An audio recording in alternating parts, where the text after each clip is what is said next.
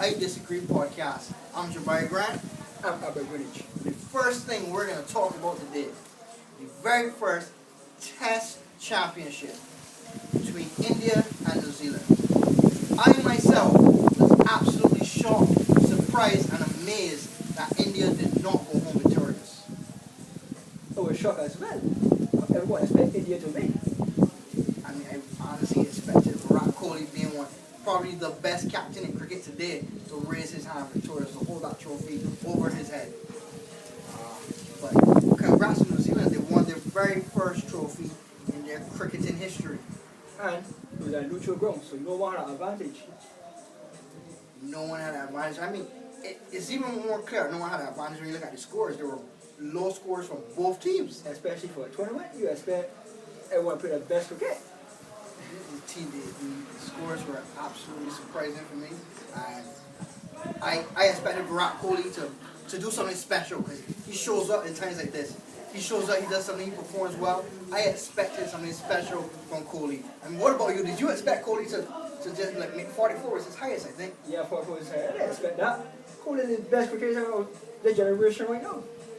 And he got up by LBW boy called Jameson. Who won man of the match? That's huge for his career. His career is about to rocket right now. Kane Williamson was captain. Ross Taylor, who it seems like has been playing for New Zealand forever. Facts. He's now got a trophy under his belt. This is great for New Zealand, but if you're India, where do you go from here? Back to the drawing board.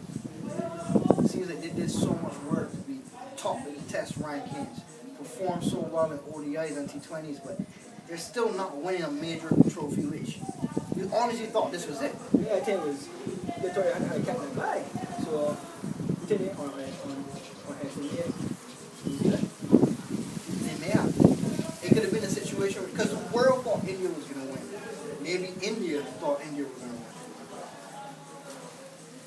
win. Now, we move on to Hall of Fame cricket. The ICC Hall of Fame.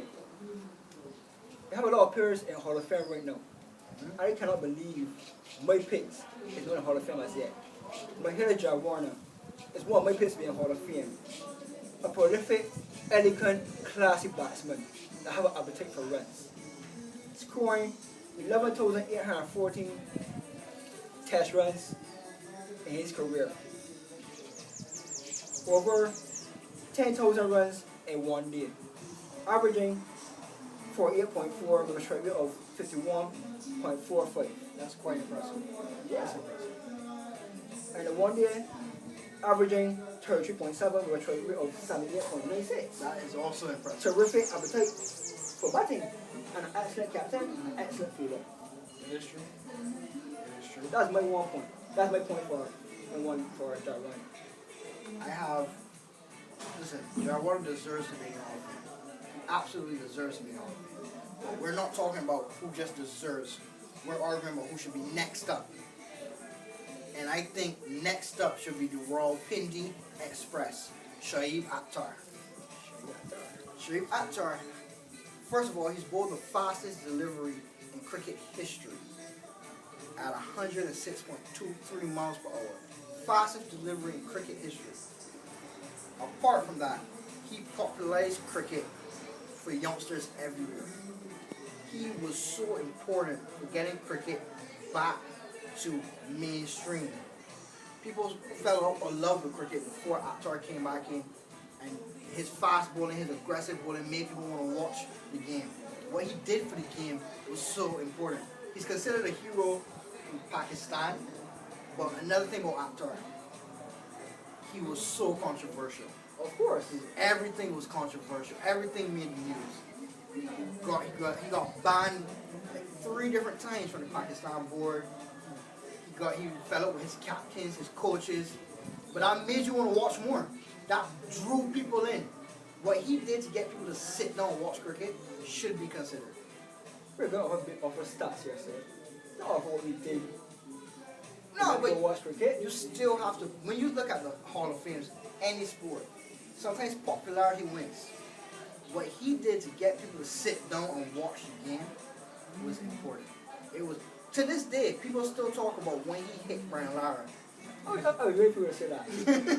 To this day, people still talk about that. But everyone said Pakistan. I would go for Sharafi. He, he's a more better suited person than Akhtar. A pretty very popular, great cricketer. But he, Akhtar came in at a time where cricket was losing its fans, and he brought them back in. He carried cricket on his back for that period. That's your claim. That is my claim. Yeah. My next claim is Sean Pollard. I like Sean Paul. I He, like Sean. he was there said to be great. I like Sean. His uncle and also his father and his grandfather was cricketers.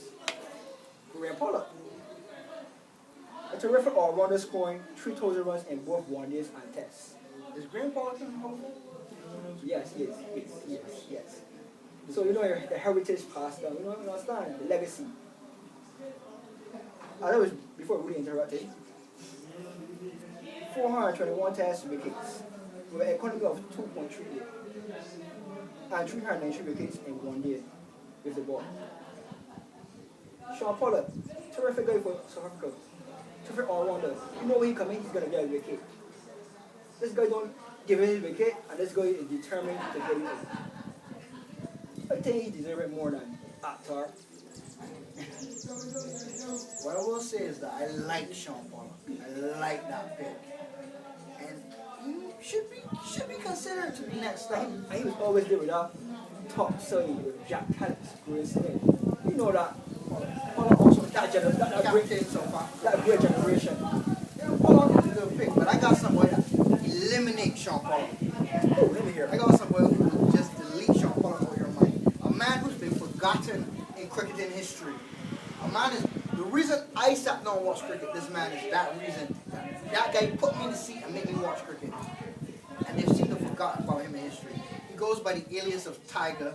You know, he used to got that little black mark when he goes on back. They call I him know you're Tiger. going with this. I'm talking about Shivnarine Chanderpaul. I know it. The second highest test score from the West Indies. Only Brian Lara has more test runs from the West Indies. He's the eighth highest. He has the eighth highest runs in Test cricket history when you added all the nations. He averages more than 50 at Test level. He's considered the greatest batsman of his generation. The man went a whole year without getting out. But this is one of the reasons I really feel he should be considered, where he should be the next crop of players. He's often compared to Larry Gomes. Larry Gomes was a guy from Trinidad, used to come and play the ball and bat nice and slowly. And because Chanderpaul used to bat slowly, they compare him to Larry Gomes. But Chanderpaul is not Larry Gomes. I think Chanderpaul is more George Headley. This is why I say this.